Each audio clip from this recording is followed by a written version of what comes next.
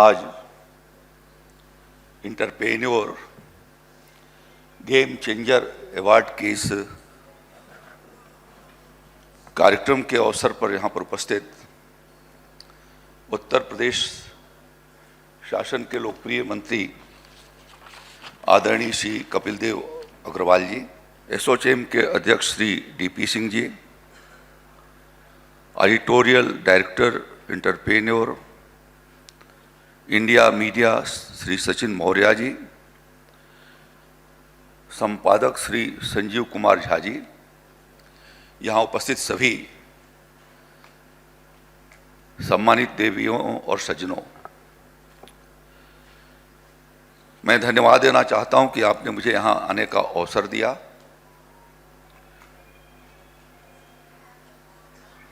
कल का बीमारू उत्तर प्रदेश आज का विकसित उत्तर प्रदेश और समर्थ प्रदेश के रूप में पिछले 10 वर्षों में बना है। और माननीय ब्रिजेश पाठक जी ने हमारे उपलब्धियों को आपके बीच में रखा। उत्तर प्रदेश उपलब्धियों के साथ साथ आज संभावनाओं और अवसर का प्रदेश बन चुका है सभी क्षेत्रों के भीतर। जहां तक कृषि क्षेत्र की बात है, उत्तर प्रदेश में पिछले वर्षों में हमारा खाद्यान्न उत्पादन तेजी से आगे की ओर बढ़ा। सिर्फ खाद्यान्न उत्पादन ही नहीं बढ़ा है, बल्कि बागवानी और शाक भाजी के क्षेत्र में भी हम आगे बढ़े। पशुपालन और डेयरी उद्योग की दृष्टि से भी आगे बढ़े और मछली उत्पादन में भी उत्तर प्रदेश तेजी से आत्मनिर्भरता की ओर बढ़ रहा है। यदि मैं योगी आदित्यनाथ जी की सरकार के उपलब्धियों की चर्चा करूं, खासतौर पर प्राइमरी सेक्टर एक जोखिम भरा सेक्टर होता है जो प्रकृति के ऊपर निर्भर करती है। यह सुपर एल निनो का वर्ष है। संभावनाएं इसके बारे में अनेक प्रकार की व्यक्त की गई हैं। औसत वर्षा पिछले वर्षों की तुलना में 15% कम होगी। कहीं होगी, कहीं नहीं होगी। होगी तो बहुत ज्यादा हो जाएगी और वर्षा के अंतराल के अवसर भी काफी दिनों तक बढ़ जाएंगे। तो स्वाभाविक रूप से किसानों के सामने इसकी चुनौतियां रहती हैं। लेकिन हम लोगों ने वैश्विक महामारी कोविड के समय इस बात को देखा कि अन्य सेक्टर तो लड़खड़ा गए थे, लेकिन प्राइमरी सेक्टर का ग्रोथ रेट लगभग यथावत बना रहा और हमने अपने देश की आवश्यकताओं को भी पूरा किया और दुनिया के दूसरे देशों में भेजा। उसमें उत्तर प्रदेश का एक बहुत बड़ा योगदान रहा है। माननीय प्रधानमंत्री जी और आदरणीय मुख्यमंत्री योगी आदित्यनाथ जी दोनों के एजेंडे पर शुरू से ही किसान है और विविध योजनाओं को उन्होंने प्रारंभ किया और उसके माध्यम से किसानों की कठिनाइयों के समाधान किए जाने की दृष्टि से योगी आदित्यनाथ जी की सरकार ने उत्तर प्रदेश में प्रयास किया है। हम लोगों ने 543 लाख मीट्रिक टन से खाद्यान्न का उत्पादन बढ़ा करके 725 लाख मीट्रिक टन किया है, जो 18.5% अधिक है। गन्ना उत्पादन में 2173 लाख मीट्रिक टन से बढ़कर के हमने 2861 लाख मीट्रिक टन किया और प्रति हेक्टेयर जो 98,000 रुपए की गन्ना क्षेत्र की आमदनी थी, वो विगत वर्ष 1,73,000 रुपए उस गन्ना किसान उत्पादक की आमदनी बढ़ी। इसी तरीके से दलहन के क्षेत्र में हमने बहुत बड़ी ऊंचाइयां हासिल करी। 24,000 मीट्रिक टन से बढ़ करके हम 33-34,000 मीट्रिक टन पर पहुंचे।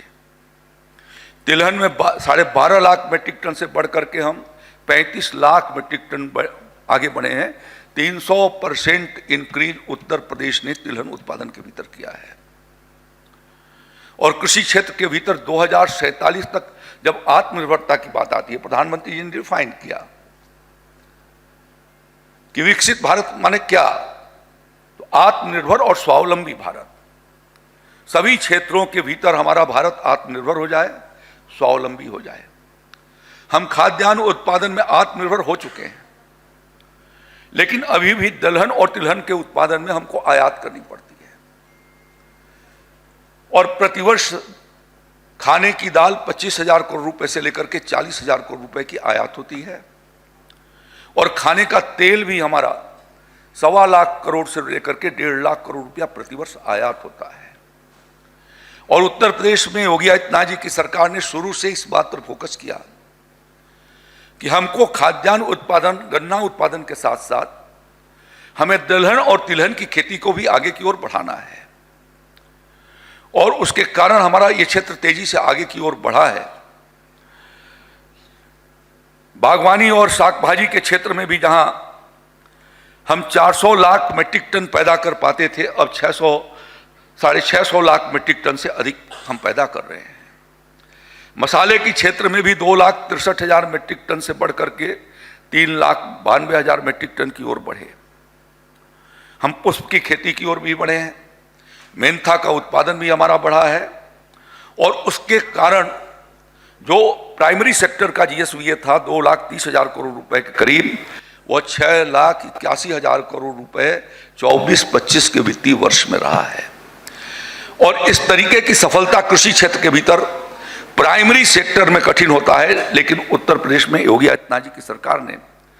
भारत सरकार आदरणीय प्रधानमंत्री नरेंद्र मोदी जी के नेतृत्व में चलने वाली योजनाओं के साथ उत्तर प्रदेश को जोड़ करके और डबल इंजन की सरकार ने इस महत्वपूर्ण उपलब्धियों को हासिल किया है और उन उपलब्धियों पर हमें उत्तर प्रदेश के भीतर गर्व है। अब जहां हमने उत्पादन पैदा किया, आज हम उस तस्वीर को बदल करके नवाचार, फूड प्रोसेसिंग, एग्रीकल्चर सेक्टर के भीतर निवेश और वैल्यू एडिशन करके देश की बाजार और दुनिया के बाजारों में भी हम अपने माल को पहुंचा सके, उसकी इंफ्रास्ट्रक्चर खड़ा करने की दिशा में हम लोगों ने प्रयास किया है। जिस तरीके से राज्य के भीतर इंफ्रास्ट्रक्चर का विकास हुआ, हमारी सड़कें, हाईवे, एक्सप्रेसवे बनी हैं, एयरपोर्ट की चर्चा भी किया, ट्रेनों की भी चर्चा की गई है, डबल लाइन से ट्रिपल लाइन, 4 लाइन, 5 लाइन की ओर जा रहे हैं। तो यह एक अपने में बहुत बड़ी सफलता है। और उस क्षेत्र में हम एग्रीकल्चर सेक्टर में क्या कर सकते थे, तो हमने तलाश किया कि ऊसर बंजर जमीन कितनी उत्तर प्रदेश के भीतर है और एक नई योजना हम लोगों ने उत्तर प्रदेश के भीतर लाई, पंडित दीनदयाल उपाध्याय कृषि समृद्धि योजना, जिससे प्रतिवर्ष 60 से लेकर के 70,000 हेक्टेयर जमीन को खेती योग्य बना रहे हैं। क्योंकि जिस तरीके से इंफ्रास्ट्रक्चर का विस्तार हो रहा है, हमारी खेती की बेशकीमती जमीन और उसका बहुत बड़ा न्यूट्रिएंट्स वहां से हट करके और सड़कों के भीतर चला जा रहा है। तो आवश्यकता यह थी कि हम ऊसर बंजर जमीन को, पड़ती जमीन को खेती योग्य बनाएं और पिछले वर्षों में लगभग 4 लाख हेक्टेयर जमीन हम लोगों ने उसको व्यवस्थित करके और खेती के क्षेत्र को बढ़ाया है, जिससे राज्य के भीतर इतना बड़ा इंफ्रास्ट्रक्चर बनने के बावजूद भी खेती का क्षेत्रफल भी हम लगातार आगे की ओर बढ़ा रहे हैं। जो उत्तर प्रदेश के भीतर खरीफ सीजन की खेती हमारी 100 हेक्टेयर के भीतर होती थी, अब की बार हम 110 लाख हेक्टेयर के भीतर कर रहे हैं। इसी तरीके से रबी सीजन के भीतर हमने उसको बढ़ाया है और सिर्फ एरिया को ही नहीं बढ़ाया, उत्पादन को नहीं बढ़ाया, बल्कि एक जमीन की कई फसलों को लगा करके, एक फसल जहां लगाई जाती थी वहां पर 2 फसलों का काम, 2 फसलों की जगह पर 3 फसलों का काम, खेती के विविधीकरण को दिया जाना, गन्ने के साथ या अन्य फसलों के साथ हम कैसे उसको इंटरक्रॉपिंग करके और उसको बढ़ावा दे सकें, उस दृष्टि से किसानों को जागरूक किया जाना, उनके भीतर भी क्षमता को तैयार किया जाना, उनका प्रशिक्षण किया जाना और करके उसको आगे की ओर बढ़ाते हुए हम इस काम को तेजी से आगे की ओर हम लोगों ने बढ़ाया है। और उसी के कारण 1.5 लाख हेक्टेयर का हमारा जायद की क्रॉप उत्तर प्रदेश में बंद हो गई थी। योगी आदित्यनाथ जी की सरकार के प्रयासों से हमने तीसरी क्रॉप लिया और मक्का उत्पादन में आज उत्तर प्रदेश बहुत तेजी से आगे की ओर बढ़ रहा है। मैं आपके ध्यान में इस बात को दिलाना चाहता हूं कि योगी आदित्यनाथ जी की सरकार ने इस 10 वर्षों के भीतर 20 नए कृषि विज्ञान केंद्र बनाए हैं, जिससे इन सब चीज़ों का प्रशिक्षण किसानों को दिया जा सके, किसानों को जागरूक किया जा सके, अच्छी वैरायटियों का वहाँ पर फ्रंट लाइन डिमॉन्स्ट्रेशन करा करके और उनके खेतों में भी लगाने का अवसर दिया जा सके। आज उत्तर प्रदेश के कृषि विश्वविद्यालय और हमारे कृषि विज्ञान केंद्र आज वो क्लाइमेट रिसिलिएंट क्रॉप्स कैसे लगाई जा सकती हैं, कैसे उनकी प्रोडक्टिविटी को बढ़ाई जा सकती है, इस प्रकार के वैरायटी को लाया जाना, मृदा के पोषक तत्वों के बारे में उनको जानकारी दिया जाना और क्लस्टर में खेती किए जाने से कैसे हम क्लस्टर में खेती किए जाने से फार्म गेट से हमारा सामान उठ सकेगा और इसके लिए कृषि उत्पादक संगठनों और कंपनियों का निर्माण करके एक तेजी के तरीके से उस नवाचार को किसानों के बीच में पहुंचाया जाना, उसके लिए हम लोगों ने प्रयास किया है। हम लोगों ने कोशिश किया है कि उत्तर प्रदेश के सामान एक्सपोर्ट हो सके। अभी तक खास तौर पर गल्फ कंट्री में कुछ एक्सपोर्ट हुआ करता था, लेकिन हमें यूरोप का मार्केट कैसे मिल सके, यूएस का मार्केट हमें कैसे मिल सके, ऑस्ट्रेलिया में हम कैसे जाएं, उस दृष्टि से वहाँ के पैरामीटर पर हम लोगों ने उत्तर प्रदेश में लैब भी लगाना प्रारंभ किया है। आज बुंदेलखंड के भीतर प्राकृतिक खेती के उत्पादों के लिए, खास तौर पर जिसको आप ऑर्गेनिक कहते हैं, ऑर्गेनिक प्रोडक्ट के लिए झांसी में रानी लक्ष्मीबाई कृषि विश्वविद्यालय 2017 के भीतर आदरणीय प्रधानमंत्री जी ने उसकी सहमति और स्वीकृति दी और एक केंद्रीय विश्वविद्यालय, उत्तर प्रदेश में कोई कृषि का केंद्रीय विश्वविद्यालय नहीं था, प्रधानमंत्री जी ने के सहमति से और उत्तर प्रदेश की योगी आदित्यनाथ जी की सरकार ने उसके लिए जमीन उपलब्ध कराई। आज वहाँ पर केंद्रीय विश्वविद्यालय बन करके तैयार है और उसमें हमने एक लैब वहाँ पर तैयार कर दिया है। इसी तरीके से बांदा कृषि विश्वविद्यालय के भीतर तैयार किया है। रेडिएशन लैब उत्तर प्रदेश के भीतर नहीं थी। मुझे याद है कि 3 साल पहले जब आम को एक्सपोर्ट करने के लिए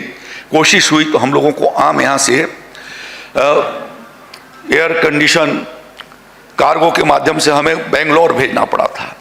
क्योंकि यूएस में जाने के लिए कोई भी आप एग्री प्रोडक्ट को एक्सपोर्ट करते हैं तो उसका इंस्पेक्टर जब तक उस लैब का उसकी निगरानी में वो होता है, और यहाँ पर उत्तर प्रदेश के भीतर वो फैसिलिटी नहीं थी। उस समय हम लोगों ने तय किया कि हम उस रेडिएशन लैब को उत्तर प्रदेश के भीतर लगाएंगे। आज हमारा रेडिएशन लैब बन करके तैयार है और अब हम उस लैब के माध्यम से यूएस भी एक्सपोर्ट कर रहे हैं और यूरोप की तरफ भी हम लोगों ने किया है। उसके लिए उन देशों के भीतर जा करके हमारे जो कृषि विपणन विभाग है वहाँ पर उन्होंने मेलों का आयोजन किया, वहाँ पर प्रदर्शन किया। रूस में हमारा आम गया, सारे जो सऊदी अरब के भीतर गया, दुबई के भीतर उसके फेट लगाए गए, फ्रांस के भीतर लगाए गए और आज उत्तर प्रदेश के आमों का निर्यात भी तेजी से आगे की ओर बढ़ रहा है। बासमती चावल हमारा सुप्रसिद्ध चावल है और सबसे ज़्यादा यदि किसी फूड प्रोडक्ट का निर्यात होता है तो बासमती चावल का होता है। उसकी क्वालिटी को सुधारने के लिए अभी पीलीभीत में उसके लिए भी हम लोगों ने एक लैब देने के लिए एक ज़मीन वहाँ पर प्रस्तावित किया है, जहाँ पर वो हमारा काम चलेगा। राज्य के भीतर कोई भी इंटरनेशनल इंस्टीट्यूट नहीं था एग्रीकल्चर सेक्टर का। आदरणीय प्रधानमंत्री नरेंद्र मोदी जी और उत्तर प्रदेश के मुख्यमंत्री योगी आदित्यनाथ जी के प्रयासों से वाराणसी के भीतर हमारा इंटरनेशनल राइस रिसर्च सेंटर का साउथ ईस्ट एशिया कैंपस बन करके तैयार हो चुका है। इसी तरीके से उत्तर प्रदेश में आलू का सर्वाधिक उत्पादन करने वाला राज्य उत्तर प्रदेश है और इस बात की ज़रूरत थी कि फूड प्रोसेसिंग के लिए हम कैसे आलू की क्वालिटी को सुधारें और उसके लिए सेंट्रल पोटैटो रिसर्च इंस्टीट्यूट का एक कैंपस आगरा के भीतर 2 साल पहले स्वीकृत हुआ। उसका निर्माण कार्य तेजी से शुरू किया गया है और वह भी अच्छे क्वालिटी के आलू को पैदा किए जाने की दृष्टि से किसानों को जागरूक भी करेगा और अच्छी वैरायटी के बीज भी वो उपलब्ध कराएगा। हम लोगों ने ये प्रयास किया है कि आज उद्यान के क्षेत्र में हाइड्रोपोनिक, एयरोपोनिक के माध्यम से इस काम का विस्तार दिया जाए जिससे क्वालिटेटिव प्रोडक्शन हो सके। ये सब एक समेकित प्रयास योगी आदित्यनाथ जी की सरकार इंटीग्रेटेड पॉलिसी बना करके उसके लिए कर रही है और हम लोगों ने ये तय किया है कि अपने, क्योंकि ज़मीन को बढ़ाई नहीं जा सकती, ज़मीन सिकुड़ रही है, तो हम अपनी प्रोडक्टिविटी को कैसे आगे की ओर बढ़ाएं और उस पर आज राज्य सरकार फोकस कर रही है। साथ साथ में क्वालिटेटिव प्रोडक्शन के लिए कर रही है कि हमारा माल दुनिया देश के दूसरे कोने में जाता है या दूसरे देशों के भीतर जाता है तो वहाँ वह उसकी खपत हो सके, और इसलिए उस इंडिकेटर के हिसाब से हम अपना उत्पादन कर सकें, इसके लिए जागरूक कर रहे हैं। माइक्रो इरिगेशन टेक्निक को भी विस्तार दिया गया है। पिछले जब योगी आदित्यनाथ जी की सरकार बनी थी तो सिर्फ 2 एक्सीलेंस सेंटर बनने की प्रक्रिया में थे, हमने उसको चालू भी किया। उसमें एक कन्नौज भी था, एक वहाँ पर शेडनेट लगा करके काम शुरू हुआ था। आज उसका बहुत बड़ा विस्तार दे दिया है और लगभग 1 साल के भीतर 30 लाख पौधे तैयार करके देने की क्षमता पिछले वर्षों में हम लोगों ने 10 करोड़ रुपया उसके ऊपर लगाया। इसी तरीके से हमने बस्ती के भीतर लगाया है, आम के बाग को बढ़ाए जाने के लिए और उनके पौधों को लगाए जाने के लिए। आज अमरूद के क्षेत्र में भी हम आगे की ओर बढ़ सके, नाशपाती के में आगे बढ़ सकें, उस दृष्टि से भी हम लोगों ने प्रयास किया है। और एक आजकल इथेनॉल बहुत चर्चा के विषय में है। मैं इथेनॉल पर भी कहना चाहूँगा कि उत्तर प्रदेश में जब तक इथेनॉल नहीं बनता था तब तक किसान की हालत खराब थी। योगी जी की सरकार ने इस बात को प्रयास करके फोकस किया कि चीनी मिलों का आधुनिकीकरण किया जाए और आधुनिकीकरण करने के साथ कोजेंट प्लांट भी लगाएं और इथेनॉल के भी प्लांट लगाएं। और आज उत्तर प्रदेश सर्वाधिक इथेनॉल आपूर्ति करने वाला उत्तर प्रदेश है। पहले गन्ना के बेस से होता था, अमेरिका में बहुत पहले से गन्ना का बेस और अमेरिका का बेस था, लेकिन जो अल्कोहल पोर्टेबल अल्कोहल है, पोर्टेबल अल्कोहल में अमेरिका के भीतर मोलासिस बेस्ड अल्कोहल बैन है, हमारे देश के भीतर अभी चलता है, लेकिन वहाँ पर मक्के का बेस मेज बेस्ड अल्कोहल प्रचलित है, जो गाड़ियों में भी ब्लेंड किया जाता है और वह अल्कोहल पोर्टेबल अल्कोहल के रूप में भी इस्तेमाल होता है। हम लोगों ने जो ये तैयार मक्के की खेती को विस्तार दिया और उसका परिणाम है कि राज्य के भीतर 25 लाख मीट्रिक टन आज करीब करीब हम मक्का का उत्पादन कर रहे हैं। स्वाभाविक रूप से कि इससे इंडस्ट्री का फोकस होगा, पशु आहार बनाने वाली भी फैक्ट्रियाँ आएंगी, हम कैटल फीड उसके के माध्यम से तैयार कर सकेंगे, मुर्गी के दानों के लिए भी हम व्यवस्था कर सकेंगे, और साथ साथ में जो हमारा इंपोर्ट हो रहा है पेट्रोल और डीजल, उसकी जगह पर उसका विकल्प देकर के हम आगे की ओर बढ़ सकेंगे, जो देश की भी अर्थव्यवस्था को मजबूत करेगा और उत्तर प्रदेश की अर्थव्यवस्था को भी मजबूत करेगा। तो इस तरीके से प्रयास किया है इस बात के लिए कि सभी क्षेत्रों के भीतर वो कोशिश करें। और अब हम उत्तर प्रदेश के भीतर इस बात की कोशिश कर रहे हैं कि अभी भी राज्य के भीतर हमारे पास 15 से 20 लाख कुंटल प्रतिवर्ष बीज अन्य राज्यों से आयात होता है। हम उसमें भी सेल्फ सफिशिएंट हो सकें, इसके लिए बीज पार्क का हम निर्माण कर रहे हैं और बीज पार्क को चलाए जाने के लिए उत्तर प्रदेश सरकार जल्दी ही एक बीज नीति लाने वाली है और उस बीज नीति के माध्यम से किसानों को गुणवत्तापूर्ण बीज उत्पादन किए जाने की दृष्टि से हम उनको प्रोत्साहन देकर के बीज उत्पादन कराने वाले भी हैं। तो एग्रीकल्चर सेक्टर के भीतर यह एक प्रयास है कि जिसमें रोजगार के अवसर भी खड़ा हों, हमारे पास इंडस्ट्रीज भी आए, और इसके लिए 2018 में हम लोगों ने कृषि कुंभ का आयोजन किया था, जो उस समय उत्तर प्रदेश का देश का सबसे बड़ा एक कृषि मेला यहाँ पर लगाया था। पहली बार पिछले साल ICCI और PhD चैम्बर के साथ मिलकर के लखनऊ में हम लोगों ने कृषि यंत्रों और फूड प्रोसेसिंग क्षेत्र के एक बहुत बड़े मेले का आयोजन यहाँ पर किया था। 4 दिन तक वो चला और कैसे नए कृषि यंत्र लोगों तक पहुँच सकें। उत्तर प्रदेश में पिछले वर्षों में हम लोगों ने कृषि यंत्रों को भी बढ़ावा दिया है, आर्टिफिशियल इंटेलिजेंस पर भी काम कर रहे हैं, ड्रोन टेक्नोलॉजी पर भी काम कर रहे हैं। सभी ग्राम पंचायतों के भीतर ऑटोमेटिक वाटर गेज स्टेशन लगा रहे हैं, सभी न्याय पंचायतों में लगा रहे हैं, सभी विकास खंडों पर ऑटोमेटिक वेदर स्टेशन लगा रहे हैं, जिससे सटीक जो प्रिसीजन खेती होती है एग्रीकल्चर, उसके बारे में हम किसानों को पहले पूर्व सूचनाओं को भेज सकें। इस दृष्टि से भी हमारी सरकार ने, योगी आदित्यनाथ जी की सरकार ने तैयारी किया है और उस पर काम भी करना शुरू कर दिया है। और इस तरीके से मैं ये कह सकता हूँ कि $1 ट्रिलियन इकोनॉमी का जो लक्ष्य है, उसमें एग्रीकल्चर सेक्टर अपनी महत्वपूर्ण भूमिका को अदा करेगा। आज राज्य के भीतर जो आज की अर्थव्यवस्था है उसमें 28% की हिस्सेदारी, जो जीएसवीए मैंने बताया उसमें 28% की 28% की हिस्सेदारी के साथ एक मजबूत स्तंभ के रूप में उत्तर प्रदेश का कृषि और कृषि के सहवर्ती विभाग खड़े हैं। ये हमारी उपलब्धियां रही हैं और आगे उससे जो संभावनाएं बन रही हैं और आपको काम का जो अवसर मैंने बताया कि इसके लिए जो अवसर उपलब्ध हो रहा है, ये तीनों क्षेत्रों में हम आगे की ओर बढ़ सकेंगे, उसके बारे में एक छोटी सी आपके सामने हमने उत्तर प्रदेश का रोड मैप रखा है। आपने अवसर दिया, इसके लिए बहुत बहुत धन्यवाद। नमस्कार।